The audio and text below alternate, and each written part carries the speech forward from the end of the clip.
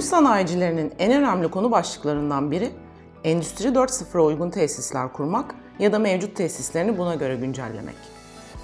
Ekonomide büyük rol üstlenen endüstriyel tesisler titizlikle kurgulanmalı.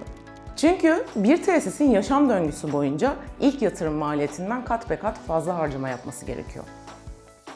Tesisi kesintisiz çalıştırabilmek ve oradan bir katma değer elde edebilmek için sürekli olarak yenileme, güncelleme ve onarımlara ihtiyaç duyuluyor. BİM araçları bu işin tasarım aşamasından başlayarak sağlıklı ve çok daha az maliyetli bir biçimde yapılabilmesine imkan veriyor. Ancak endüstriyel tesis tasarımında BİM altyapısı kullanmanın ne kadar ciddi tasarruflar sağladığı yeterince bilinmiyor. Oysa endüstriyel tesis projeleri, BİM anlayışına en üst seviyede ihtiyaç duyan kompleks projeler olarak karşımıza çıkıyor. Üst yapı, altyapı ve imalat kısımlarını içeren bu tesislerde aklınıza gelebilecek neredeyse bütün mühendislik disiplinleri görev alıyor.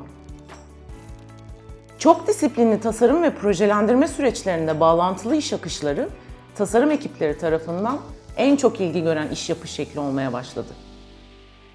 Tasarım yazılımlarının gelişmesi ve bulut servislerinin yaygınlaşması, farklı disiplinlerin bir arada çalışmasını hem kolaylaştırdı hem de süreçleri hızlandırdı. Mimar, mühendis ve imalatçılardan oluşan farklı lokasyonlardaki proje paydaşları çok daha hızlı ve hatasız bir şekilde koordine olabiliyorlar. Proto-Altar olarak dünyada sayılı Autodesk iş ortağında bulunan uzmanlık ve yetkinliklere sahibiz. Biri yapı, diğeri imalat alanında olmak üzere Autodesk'in Türkiye'deki en büyük iki iş ortağı Proto-Altar bünyesinde birleşmiş durumda. Autodesk'in AEC ve PDM Collection platformlarında yer alan tüm yazılımlarında olduğu gibi, endüstriyel tesisler için geliştirdiği Plant 3D yazılımında da derin bir uzmanlığa sahibiz.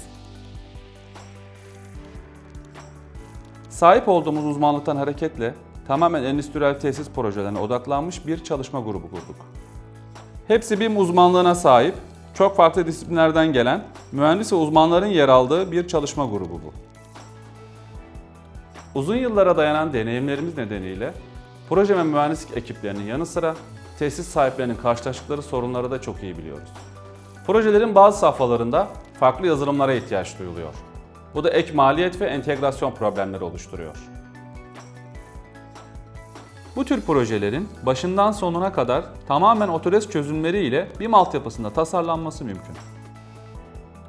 Ekipman ve proses hatlarının yerleşim planlaması, tesis yapılarının BİM modellerinin oluşturulması ve projelendirilmesi, saha yerleşiminden görselleştirmelere kadar tüm süreçler yazılımlar arası bağlantılı, akıllı 3 boyutlu modellerle gerçekleştirilebiliyor. Daha sonra tesisin işletmesi de aynı model üzerinde yapılacak düzenlemeler ve varlık bilgileri işlenerek yönetilebiliyor. Böylece proje genelinde tasarımdan projelendirmeye, yapımdan işletmeye, tesis yaşam döngüsü süresince veri kaybı en aza indirgeniyor.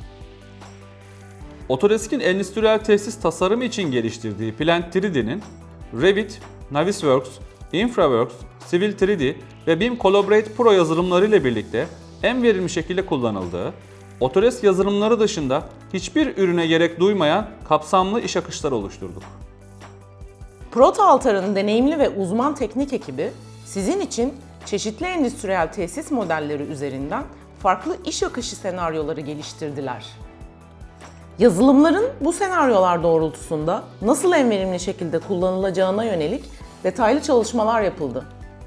Proto-Altar olarak siz endüstriyel tesis tasarımcıları ve proje paydaşlarını BİM adaptasyon süreçlerinin her aşamasında destekleyebiliyoruz. En yaratıcı tesis tasarımlarını yapabilmenizi, bunu yaparken çok daha iyi bir maliyet yönetimine sahip olmanızı ve projenize hızlı bir şekilde start verebilmenizi sağlamak istiyoruz. Artık daha hızlı, kesintisiz ve güçlü işbirliklerine ihtiyaç var. Biz hızlı, kesintisiz ve güçlü bir işbirliği için hazırız.